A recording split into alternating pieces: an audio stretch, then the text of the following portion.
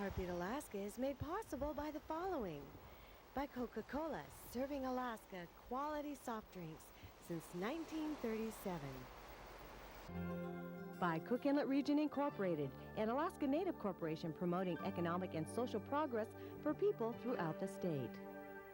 And by the South Central Foundation, serving Alaska Natives and American Indians in South Central Alaska.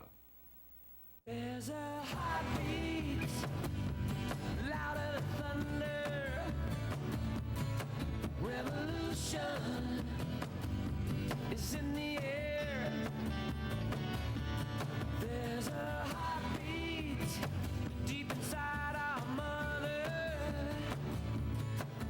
Are you too cool to care? Hello and welcome to Heartbeat Alaska. I'm Jeannie Green. Thank you so much for joining us for Heartbeat Alaska News once again. You may have noticed I'm not sitting on the normal Heartbeat Alaska set. That's because I have a new one under construction. On today's program, we focus on 1994 and revisit some of the people and places that we met in last year's programming. On today's program, we'll begin with the North Slope Borough News with Tina Corwin and then go to Gary Fife.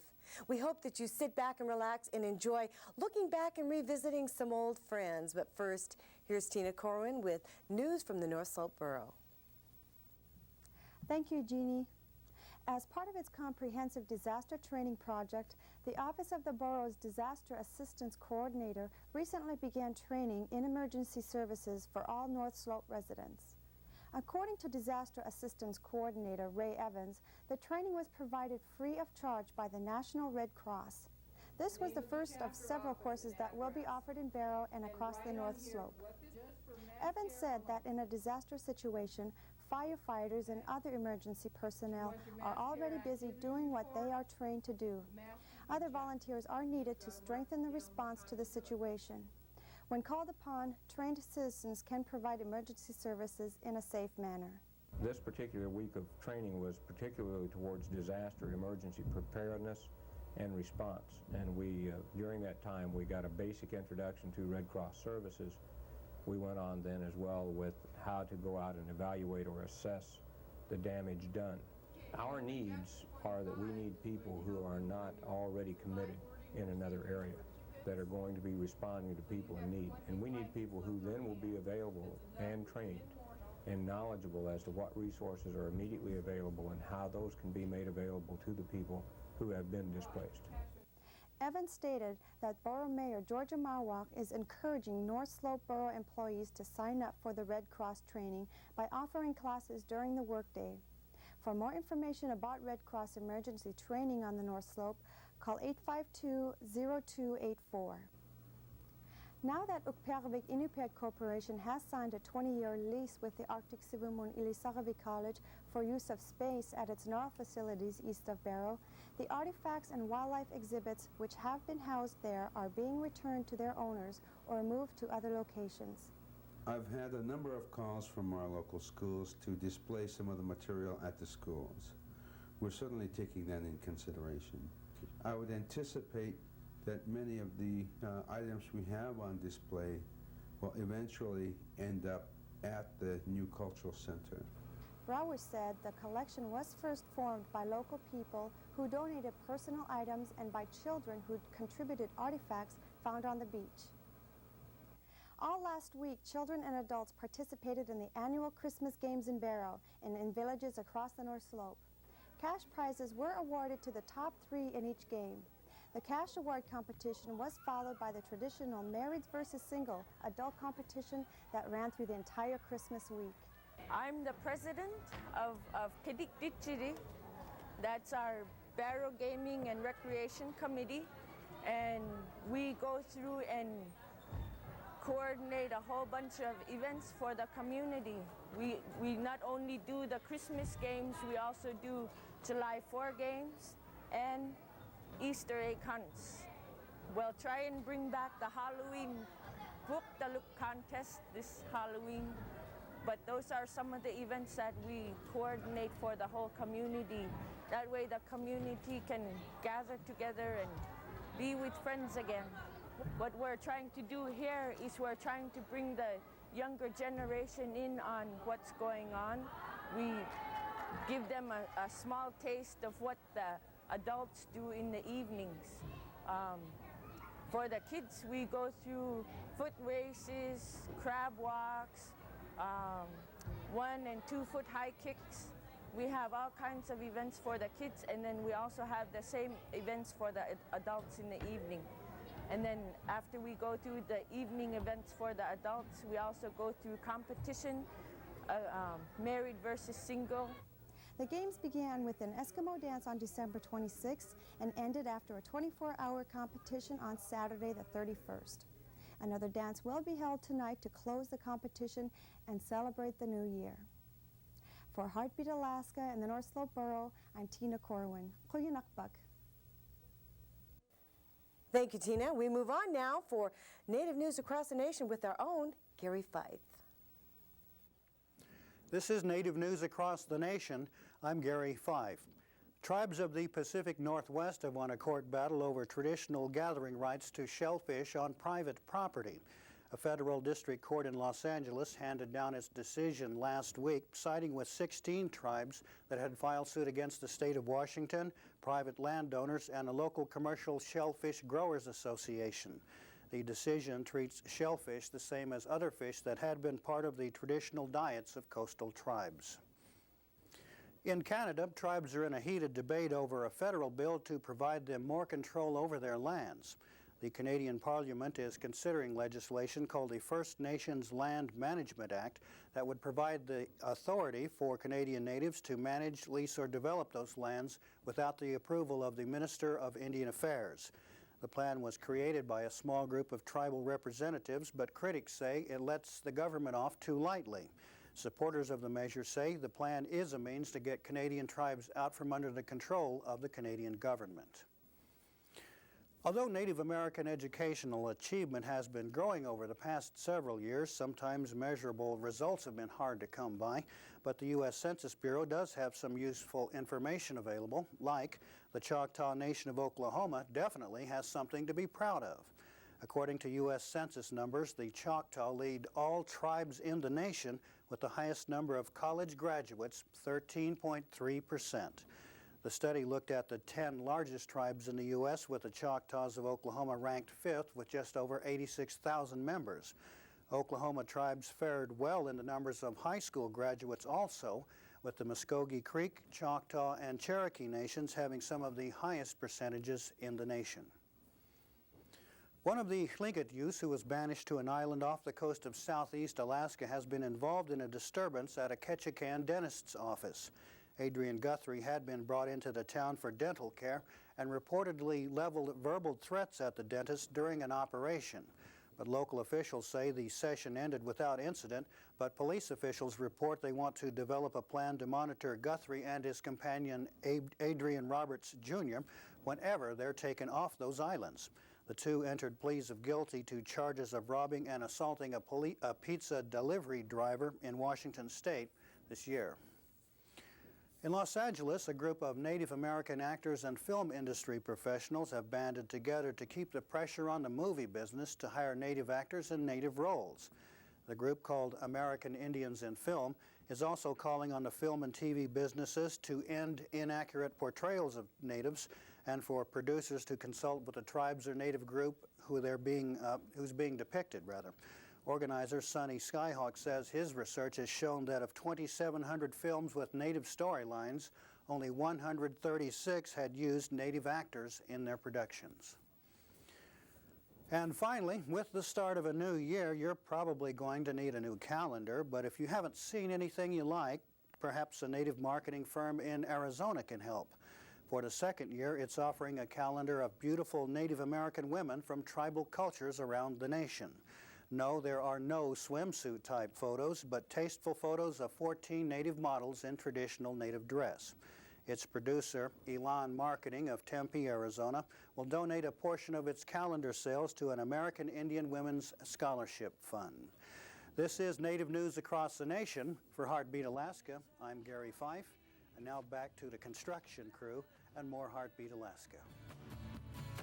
Revolution is in the air. There's a heartbeat deep inside our mother. Are you?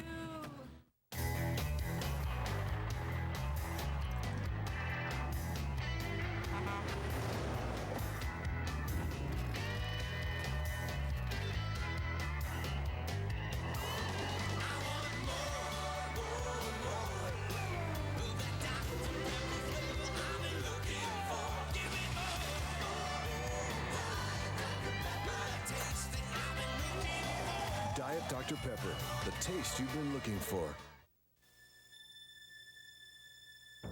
The native people of South Central Alaska have lived for thousands of years in this beautiful but demanding environment. To survive in this wild land, we have developed a unique culture, a culture which calls on each of us to share our gifts for the benefit of all. This tradition lives today in an Alaska Native organization, sharing its healthcare skills with the natives and the American Indians of the Cook Inlet area, South Central Foundation.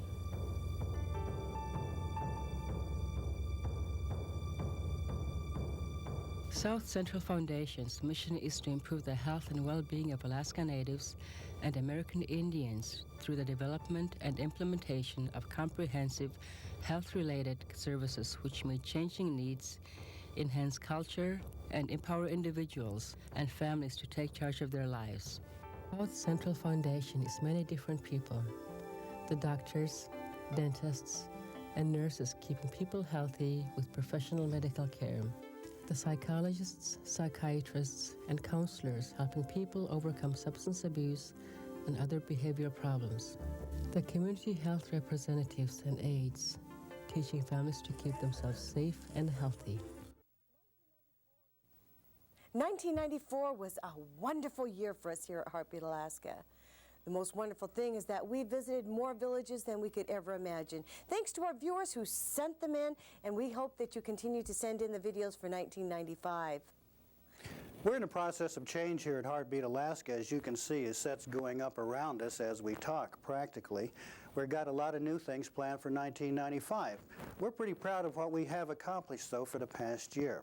Heartbeat Alaska is now on 30 stations in the lower 48, with places like Philadelphia on the East Coast, and as always, our friends in the West and in the Southwest, and we do plan to keep on picking up stations around the country.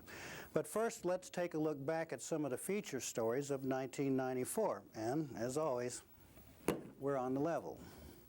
At least I think it is. It sure is. All right, good.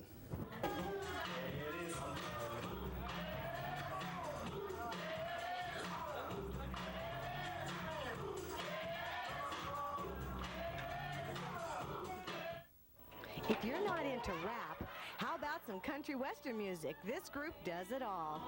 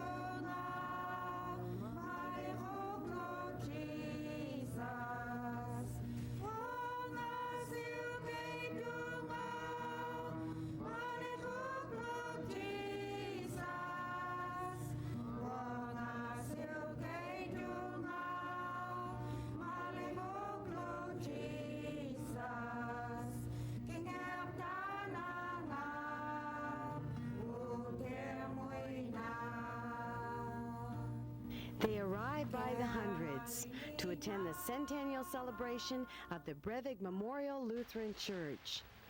People came by boat and plane from as far away as Anchorage. The Joint Lutheran Conference in Centennial held special meaning for many of these people. The trip to Brevig Mission brought back memories of stories from their parents and grandparents. Brevig Mission was the home of the Brevig Orphanage, founded to provide a home for children who lost their parents and families to the 1918 flu epidemic that wiped out many native villages of Alaska. My mom was raised in the Lutheran orphanage ever since she was small, and it was really hard for her to understand what happened to her family when they died in the epidemic, because they were fine one day and then the next day her whole family died except for her and her brother. The church at Brevig Mission was created when reindeer was brought over to this northwest area of Alaska from Siberia. 100 years ago, Lapland and Norwegian reindeer herders refused to stay unless they had a preacher. Preacher Tolof Brevig was brought in. The area was home to small native villages.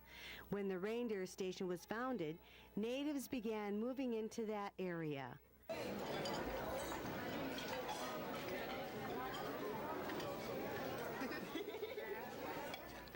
Today, Brevig Mission is home to 240 people, most of which are Inupiat Eskimos, who cooked for days ahead of time to feed the 400 people at the celebration.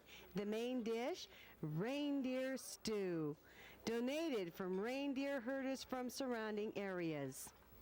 The feast was rich and delicious, and so was the fellowship, bringing hundreds together to nourish the body and soul. That I miss you when the stars are shining in the sky. Have I told you lately that I love you? Well, darling, I'm telling you now.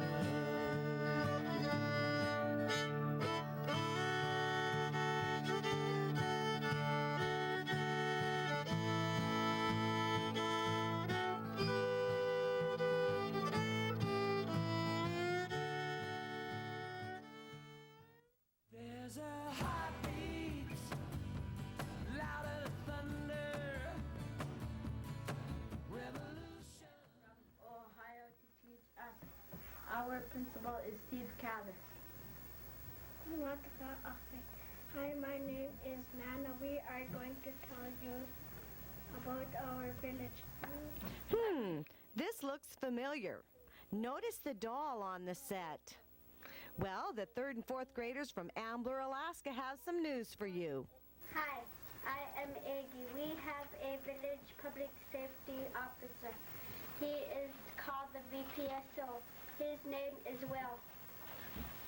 Will came to our class and we interviewed him. We made a book about him. We drew pictures. Here is my picture of Will in his office. I am Sandra. We are going to sing a song for you. In the language for our people in the back. The song is called My Country of Tis of Thee.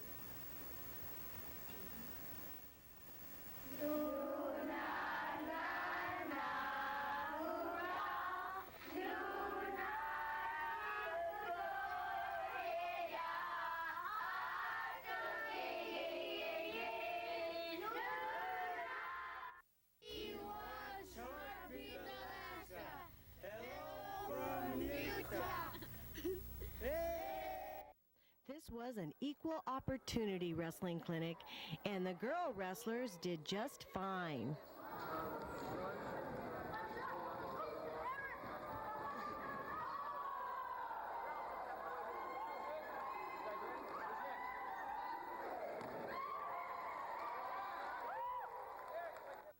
The students were taught all the basic wrestling maneuvers and moves. Of course, some added a few moves of their own.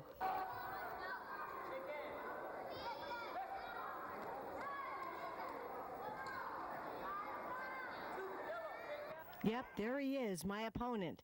I think I'll psych him out and display my boundless energy and competitive nature. Whoops, wait a minute. Gotta look good. What's wrong with this? Haha, gotta fix the jersey. Hey, when does this thing start? Well, gotta keep psyching him out. He keeps copying me. Well, I wonder what's going on. Just gotta keep jumping. Hey, does anyone know we're here? We're ready to start. Okay, let's go. Come on, we're ready to go. Finally, we're off. Whoops, better shake his hand, be a good sport. At least he's not a girl. No doubt about it, though. I've got a technique. Tununak has a population of about 375 people. It's a Yupik village. This area of Alaska has no trees, but the earth is rich in berries and other gifts, such as chithbluk, or stinkweed. The stinkweed is collected and put away for later use. When it's needed for medications, for example, arthritis or coughs or a sore throat or a body ache. The stinkweed is placed in a cooking pot with plenty of water to boil for at least 15 minutes. After the boiling water is cooled down, they pour in the stinkweed into the jars for medications. Martha only takes 2 tablespoons at a time, treating it like any other medication. In the morning, and then before lunch, when I forgot it, even after lunch I did that. Then another traditional use for the medicinal stinkweed is to use it in the steam bath. The weed is bundled up, then whipped gently against the body, allowing the medicinal properties to permeate the hot air and into the skin. How does stinkweed taste? Well, remember, it's medicine. Some compare it to as strong as fresh lemon, but it does the job.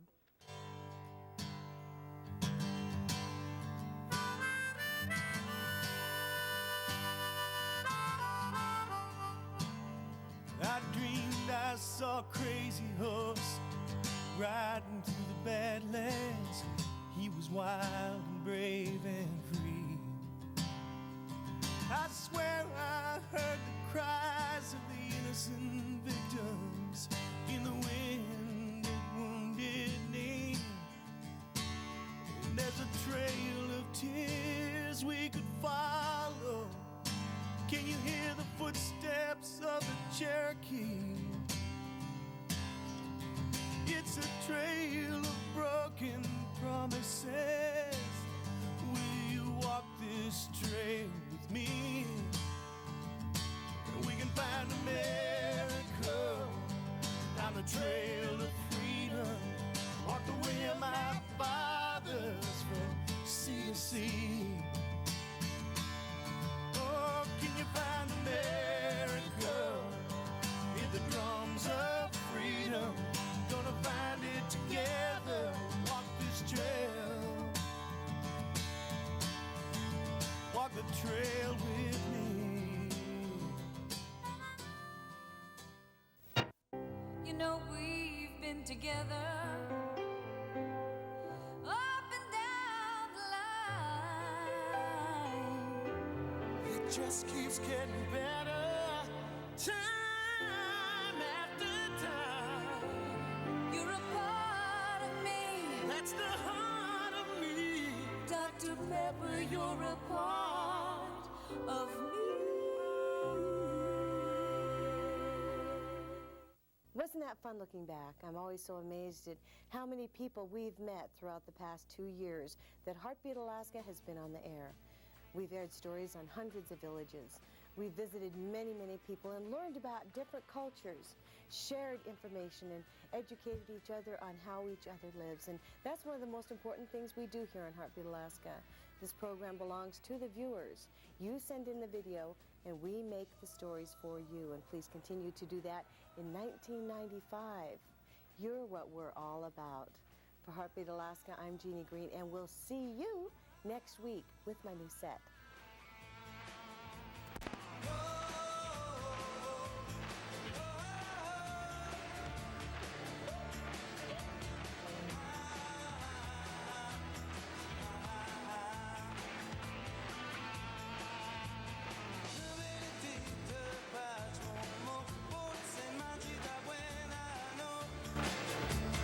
Ciuscia di squocca